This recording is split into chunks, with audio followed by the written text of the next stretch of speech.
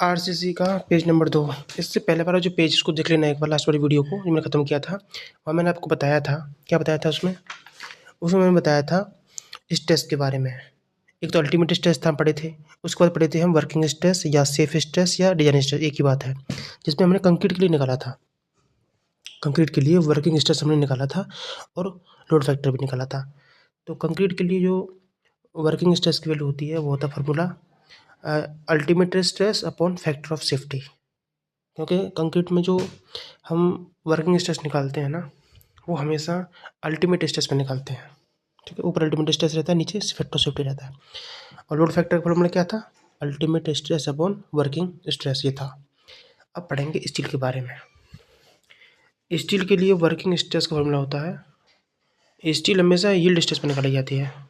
Steel के लिए working stress निकालने के लिए यील्ड स्ट्रेस चाहिए, तो ऊपर हो जाएगा yield stress upon factor of safety. हो गया भाई, स्टील के लिए वर्किंग स्ट्रेस की वैल्यू का फॉर्मूला होता है yield stress upon factor of safety. ठीक, अब फैक्टर ऑफ सेफ्टी, तो यहाँ पे बर्ड एक फैक्टर ऑफ सेफ्टी आ चुका है, तो हम इसको पढ़ेंगे। फैक्टर ऑफ सेफ्टी होता क्या है, तो देखो, फैक्टर ऑफ सेफ्टी का फॉर्मूला होता है, स्टील के लिए अलग होता है, कंक्रीट के लिए अलग होता है। क्योंकि स्टील जो है हमारा एक डक्टाइल मटेरियल है।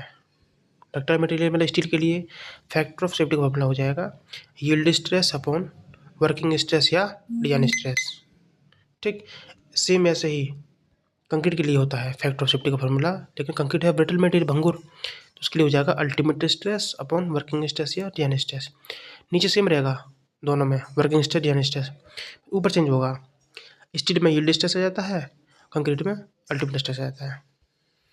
ठीक, अब देख लेते हैं कंक्रीट के लिए। अगर बोले कभी भी कंक्रीट के लिए फैक्टर ऑफ सेफ्टी बताइए, वो भी बेंडिंग कंप्रेशन में 3 होती है, ठीक है, और डायरेक्ट कंप्रेशन में होती है 4। स्टील की होती है 1.78। अगर हमारा जो स्ट्रेस वो है एक्चुअल स्ट्रेस, ये क्या होता है? संरचना पर किसी समय आने वाले भार के कारण उत्पन्न प्रतिबल वास्तविक प्रतिबल कहलाता है, एक्चुअल स्ट्रेस कहलाता है। भाई, संरचना पर किसी भी समय अगर आपने लोड लगाया, तो उस लोड की वजह से उसमें जो स्ट्रेस पैदा होगा उसे ही एक्चुअल स्ट्रेस कहा जाता है। अब पढ़ेंगे मॉडुलस रेशियो के बारे में, मापांक अनुपात। मॉडुलस रेशियो का फॉर्मूला प्रबलित कंक्रीट खंड के लिए क्या होता है? देखिए, मॉडुलस रेशियो बराबर होता है इस्पात का मॉडुलस प्लास्टिसिटी अपॉन कंक्रीट का मॉडुलस प्लास्टिसिटी। इस्पात के मॉडुलस प्लास्टिसिटी को बोलते हैं ES और कंक्रीट को EC, याद रखना इसको। अब पढ़ेंगे हम आगे कंक्रीट के लिए। कंक्रीट के लिए अलग अलग प्रकार के हमारे पास मॉडुलस प्लास्टिसिटी निकालने के फॉर्मूले होते हैं, वो देखेंगे। कंक्रीट के लिए पहला होता है इनिशियल टेंजेंट या डायनामिक मॉडुलस। इससे हम कंक्रीट के मॉडुलस प्लास्टिसिटी निकालेंगे। देखो, इनिशियल टेंजेंट या डायनामिक मॉडुलस क्या होता है? इट इज़ द स्लोप, ये एक स्लोप है किसका? स्ट्रेस स्ट्रेन कर्व का, एट ओरिजिन ऑफ कर्व। ठीक है, किसी भी कर्व के ओरिजिन पर स्ट्रेस स्ट्रेन कर्व का जो स्लोप बनता है वो डायनामिक मॉडुलस होता है। इसी को क्या कहते हैं पता है? डायनामिक मॉडुलस को क्या कहते हैं जानते हो? इसको short term modulus of plasticity कहा जाता है। अब इस फॉर्मूले के अकॉर्डिंग कंक्रीट की मॉडुलस ऑफ प्लास्टिसिटी क्या होती है? IS कोड 456 1978 के अकॉर्डिंग वो होती है 57√FC के। याद रखने की चीज़, एक क्वेश्चन आता है कि IS कोड 456 1978 के अनुसार मिनिमम ग्रेड कंक्रीट कौन सा होता है? M15, और 2000 के अनुसार होता है M20। याद कर लेना इसको। अब M20 के हिसाब से या IS कोड 2000 के हिसाब से मॉडुलस ऑफ प्लास्टिसिटी का फॉर्मूला क्या हो जाएगा, मतलब कंक्रीट के लिए, तो हो जाएगा 5/√FC के। ठीक है, नेक्स्ट। क्योंकि इसी को जो पढ़ रहे हैं ना डायनामिक मॉडुलस, इसको क्या कहते हैं? इसको शॉर्ट टर्म मॉडुलस प्लास्टिसिटी कहा जाता है। नोट, शॉर्ट टर्म विक्षेप को प्रभावी जड़ता गुण मतलब मोमेंट ऑफ इनर्शिया का प्रयोग करते हुए गणना की जाती है। भाई, शॉर्ट टर्म मॉडुलस को कैसे निकालते हैं? मोमेंट ऑफ इनर्शिया का प्रयोग करके। अगला हमारा मॉडुलस है वो है टेंजेंट मॉडुलस। ये भी कंक्रीट के लिए यूज़ किया जाता है। इसको ET से दर्शाते हैं, कैसे? ET। और तीसरा है सीकेंट मॉडुलस, इसको ES बोलते हैं, याद रखना। अब सीकेंट देख लेते हैं क्या होता है। IS कोड 456 2000 के अनुसार डिजाइनिंग में सीकेंट मॉड्यूलस का प्रयोग किया था। डिजाइनिंग में कौन से मॉड्यूलस का प्रयोग करते हैं? सीकेंट। याद रखना, कंक्रीट के प्रत्यास्थ मापांक जिसको इसी बोलते हैं, इसी को सीकेंट मॉड्यूलस कहा जाता है। कंक्रीट के मॉड्यूलस प्लास्टिसिटी को ही क्या कहते हैं? सीकेंट मॉड्यूलस कहा जाता है। नेक्स्ट, अब यहाँ पर देखो कंडीशन इन सबको आपस में संबंध देखेंगे। अगर हमारा जो एरिया है प्रत्यास्थ है तो उस कंडीशन में, ठीक है, जो इनिशियल मॉड्यूलस था ना वो टेंजेंट मॉड्यूलस के बराबर हो जाएगा, और टेंजेंट मॉड्यूलस सीकेंट मॉड्यूलस के। तीनों मॉड्यूलस जो हम लोग अभी पढ़े हैं, सीकेंट और टेंजेंट और तीसरा पहला कौन सा था? इनिशियल या डायनेमिक। तीनों बराबर हो जाएंगे प्रत्यास्थ में। लेकिन अप्रत्यास्थ में क्या होता है?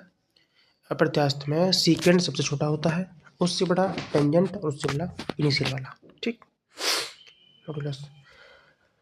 अब देखो आगे, हम पढ़ेंगे long term modulus plasticity, ECL। ये क्या होता है? लॉन्ग टर्म मॉड्यूलस प्लास्टिसिटी ना भाई, इसको क्या कहते हैं? देखो, प्रत्यास्थता के यंग मापांक या क्रीप का प्रभाव। आई बात समझ? प्रत्यास्थता के यंग मापांक और क्रीप के इफेक्ट की वजह से ही लॉन्ग टर्म मॉड्यूलस इलास्टिसिटी का प्रयोग किया जाता है। मतलब प्रत्यास्थता के यंग मापांक और क्रीप की वजह से ही लॉन्ग टर्म मॉड्यूलस इलास्टिसिटी का जन्म हुआ, ऐसे कह सकते हैं। ठीक, या ऐसा कह लो कि प्रत्यास्थता के यंग मापांक और क्रीप के इफेक्ट को ही लॉन्ग टर्म मॉड्यूलस इलास्टिसिटी कहा जाता है। ठीक, अब long term modulus elasticity formula क्या हो जाएगा? ECL = EC + 1 + theta. और EC क्या हो जाएगा? कंक्रीट का मॉड्यूलस इलास्टिसिटी क्या होता है? 5000√FC के। तो इस वैल्यू को यहाँ पर रख देंगे इसकी जगह पर। ठीक है, नेक्स्ट, दोनों फॉर्मूला याद रखना। नेक्स्ट, क्रीप की वजह से कंक्रीट का प्रत्यास्थ मापांक, कंक्रीट का मॉड्यूलस ऑफ इलास्टिसिटी जो है घट जाता है। ठीक है,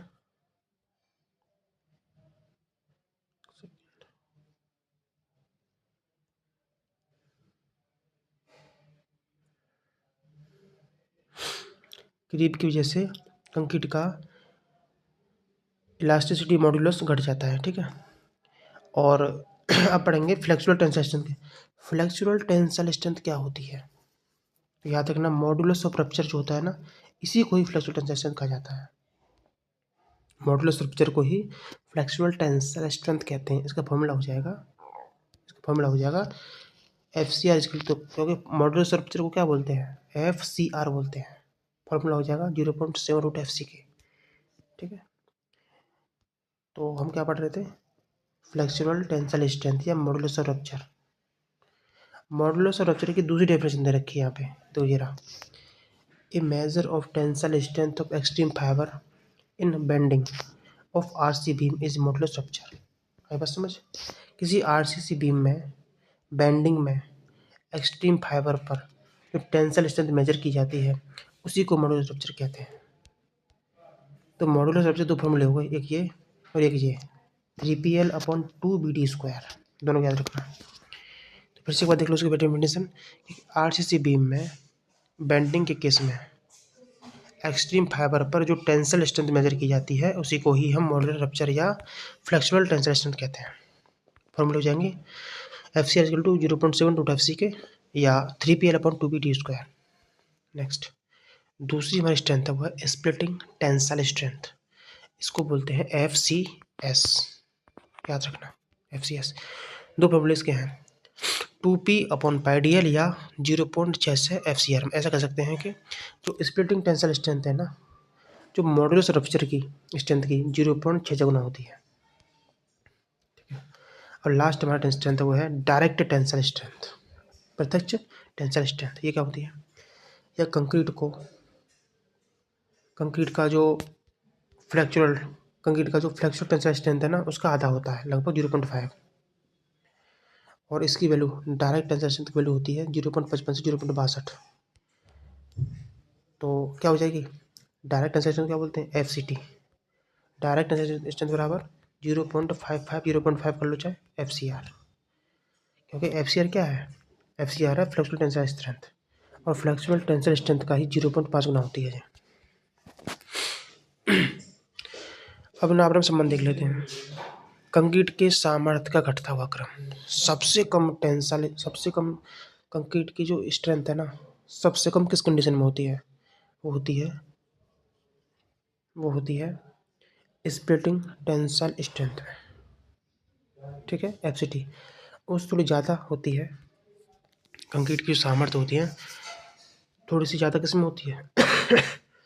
वो होती है स्प्लिटिंग में, ठीक है भाई। दोबारा देखते हैं एक बार। कंक्रीट के सामर्थ्य का घटता हुआ क्रम, कंक्रीट की सामर्थ्य जो है किस स्ट्रेंथ में सबसे कम होती है? कंक्रीट की स्ट्रेंथ जो है किस केस में सबसे कम होती है? तो भाई डायरेक्ट टेंसाइल स्ट्रेंथ में सबसे कम होती है, उससे ज़्यादा स्प्लिटिंग टेंसाइल स्ट्रेंथ में, उससे ज़्यादा फ्लेक्सिबल टेंसाइल स्ट्रेंथ में, और सबसे ज़्यादा कैरेक्टरिस्टिक स्ट्रेंथ में। अब देखेंगे मॉडुलस रेशियो। मॉडुलर रेशियो हम दो केस में पढ़ते हैं, एक तो ऊपर पढ़ते थे ना, शॉर्ट टर्म और long term. For short term stability, short term stability के केस में मॉडुलर रेशियो फॉर्मूला होता है, क्या होता है? स्टील का मॉडुलस प्लास्टिसिटी अपॉन कंक्रीट का मॉडुलस इलास्टिसिटी, ठीक है। और लॉन्ग टर्म के केस में मॉडुलस इलास्टिसिटी फॉर्मूला होता है, क्या होता है? ES अपॉन ECL, मतलब स्टील का मॉडुलस इलास्टिसिटी अपॉन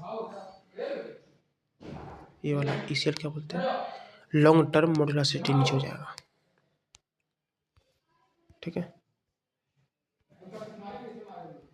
तो देखिए एक बार, लॉन्ग टर्म स्टेबिलिटी के केस में मॉडुलस ऑफ रेशियो फॉर्मूला होता है M इक्वल टू स्टील का modulus elasticity upon long term modulus elasticity, ठीक। या फिर ए भी लिख सकते हैं आप, ES upon EC कोष्टक 1 plus theta. क्योंकि भाई जो लॉन्ग टर्म स्टेबिलिटी है ना, लॉन्ग टर्म मॉडुलस इलास्टिसिटी किस वजह से आता है पता है? देखो, due to effect of creep modular ratio increase, creep के इफेक्ट से मॉडुलर रेशियो बढ़ जाता है, इस वजह से लॉन्ग टर्म स्टेबिलिटी आ जाता है।